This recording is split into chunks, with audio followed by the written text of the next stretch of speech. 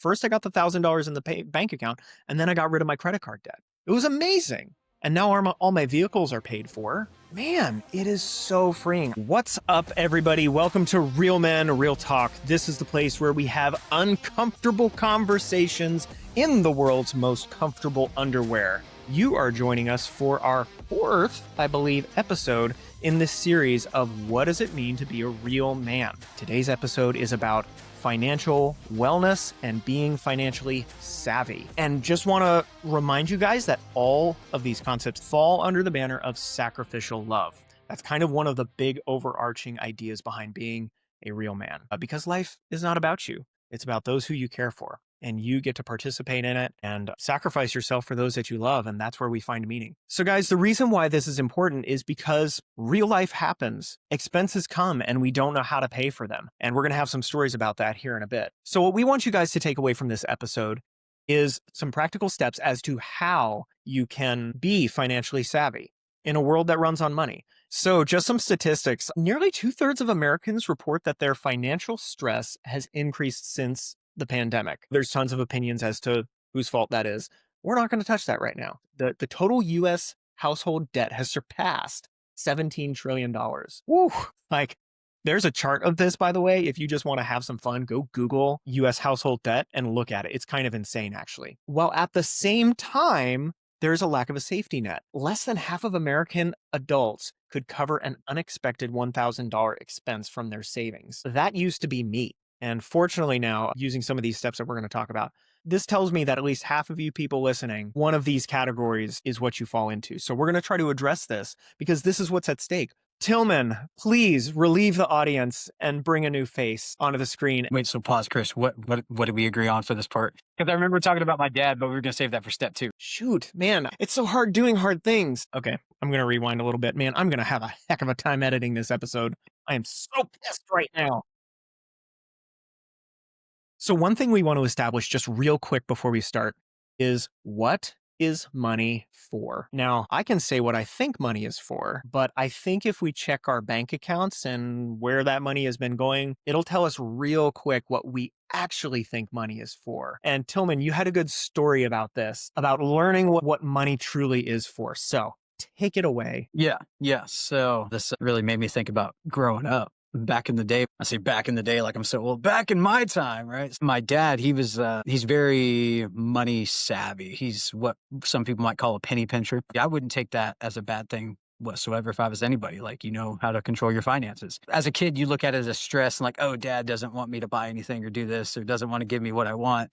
But as you get older, you start to learn the why. I realized like, hey, dad works hard for what he's earning for the family, so he wants to make sure the money's going towards what we need. We were putting money towards food storage, putting money towards vacations and stuff like that, having some fun with it. But he always made sure we had the bare necessities and then some. That was the biggest takeaway, was just making sure you know where the money's going, because he was tracking that stuff too. It taught me how to work, man. It taught me how to really look at my finances and be like, hey, now I'm working hard for this, so I want to make sure I know where it's going and make sure it's getting used the right way I desire it to be used, along with the help of my spouse. Because I mean, when you're married, it's both of your money. Yeah, I found that I need to teach my girls that money is a tool, and you don't want the tool to use you. Because if you don't pay attention to your money, if you just let your spending habits be governed by what you want at the time, you'll find yourself in a bad place pretty quick. Just a little support for this, Proverbs 21:20. The wise store up choice food and olive oil, like your dad, but a fool gulps theirs. It's important to store away your food. Have a little bit extra. Have a little bit of a safety net. And this wisdom is like thousands of years old. And Proverbs also talks about debt.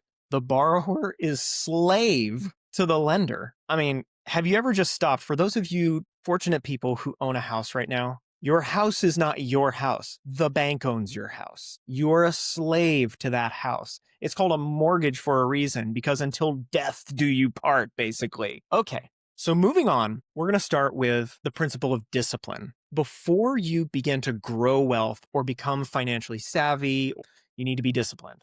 And that's why you need to first know that money is a tool, not a means to get pleasure, okay? You need to be able to deny yourself for a while and begin to save up. And that's where Dave Ramsey comes in with the baby steps Highly recommend it. I have disagreements with some of his views on debt and investing, but the principles of saving money and being disciplined are there. And I'll say for me, when I got my first $1,000 in the bank account, this was probably 15 years ago.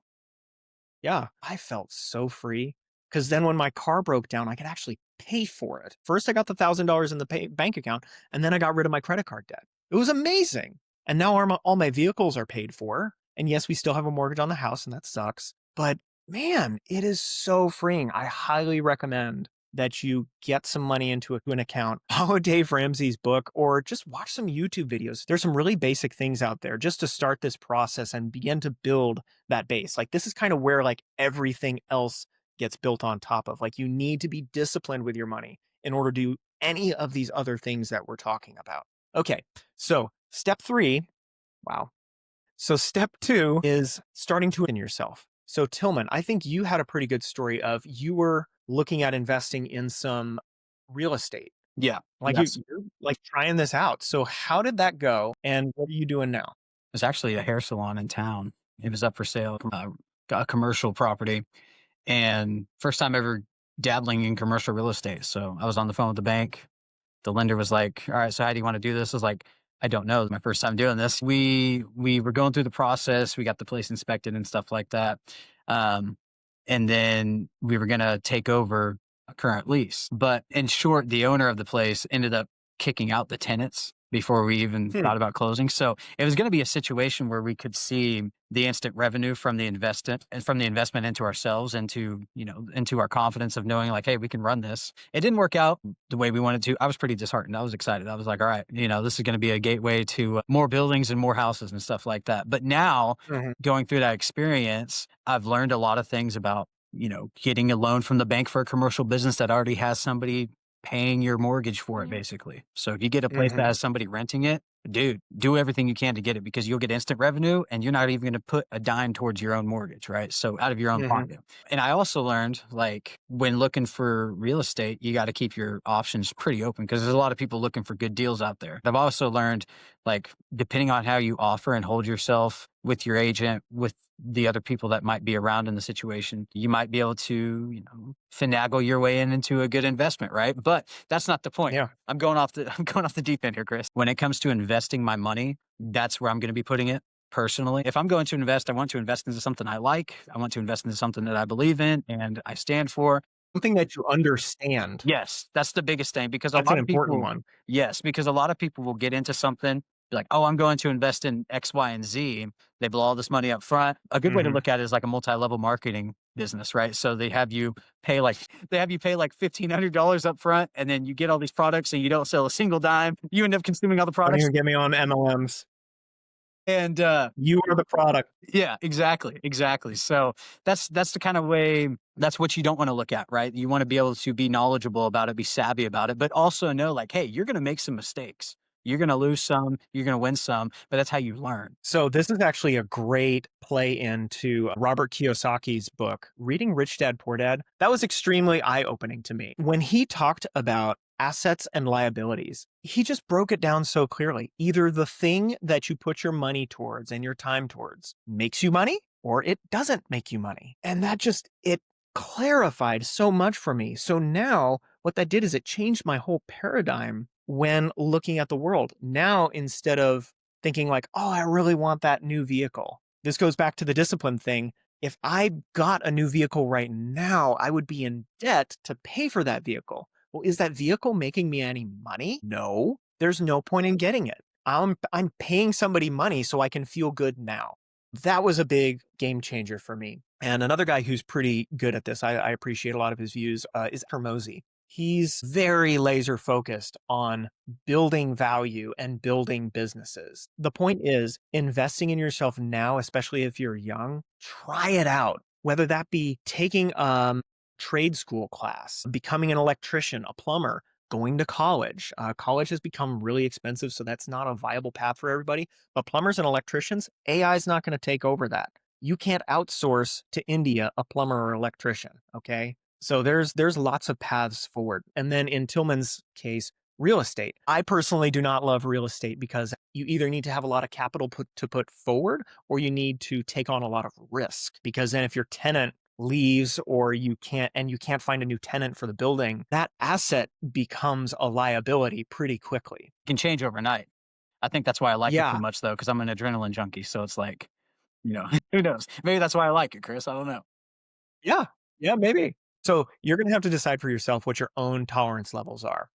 Me personally, I started an LLC. I'm learning like tax laws and stuff like that, learning how to deduct business expenses, mileage. There's all sorts of things that you can learn. And YouTube is a great resource for learning this kind of stuff. Audible.com, like awesome. Like they're not sponsoring this at all, but reading some books, gosh, the information is out there if you're willing to get it. Okay, so now we're going to move on to step 3. And this is more of a long-term focused step. This is what you do when you've got these other two kind of things figured out. Okay.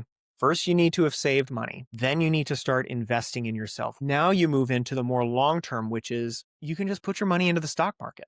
Now, the investment in real estate, that can be a long-term thing. But what's so cool about the stock market is it's extremely accessible. You can open up a brokerage account in like 5 minutes, throw some money in there, and start buying up SPY. SPY is the ticker symbol. That's the S&P 500. You don't need a financial manager. You don't need to give your money to Edward Jones or, T. Rowe Price or whatever. It doesn't need to be actively managed. You can just put the money in and forget about it. And that's the important thing. You have to be willing to live without that money. Okay. That's my one caution when it comes to investing. And you can also do some stock picking on your own. And me personally, I do some stock picking. I like to study companies, build a thesis on them, and then invest in them and watch them grow. And I've actually been doing pretty good over the last 5 years. It's taken a lot of learning, made plenty of mistakes, but I'm starting to really get the hang of it. All right, guys. So coupon code for this episode is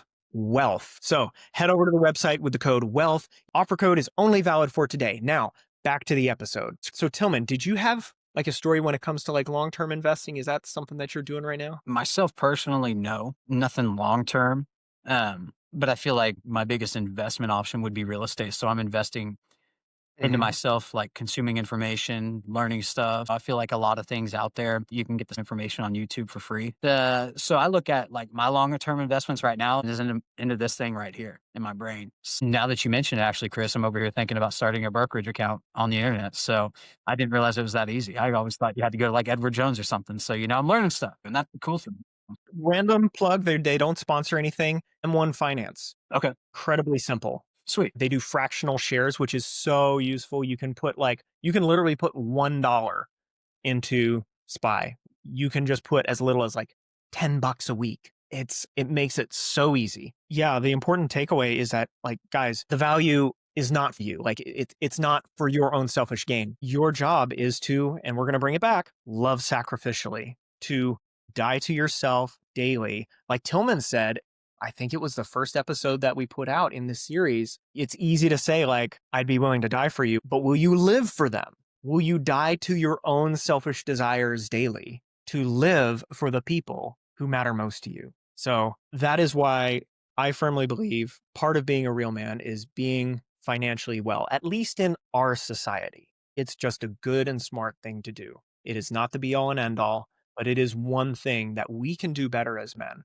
Clearly, the statistics show that we could do better. And it is not specifically a man thing, but a lot of the times the guys make the money, and we could be setting some ground rules for our household that no, I'm not going to buy that beer this weekend. No, I'm not going to get that new car.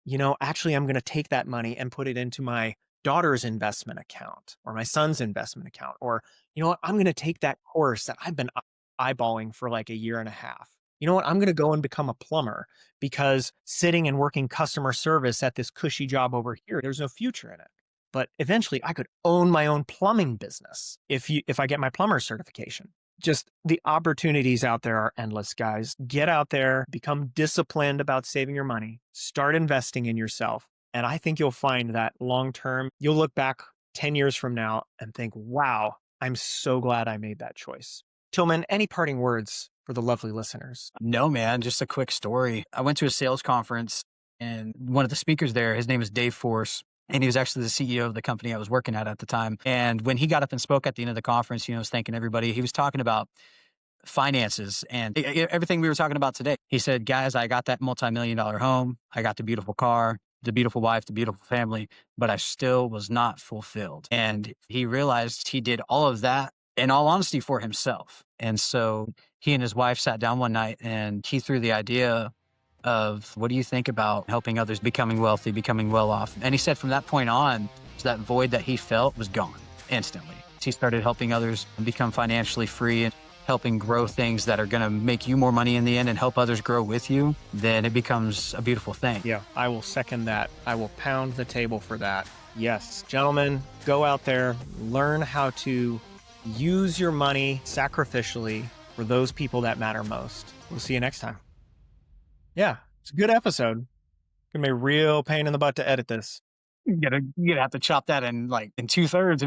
Yeah, and guess what? I have got a deer skin outside that I pulled out of the freezer yesterday with all intentions of fleshing it. And it's still sitting in the garage on top of the freezer. So I don't know how gross it is.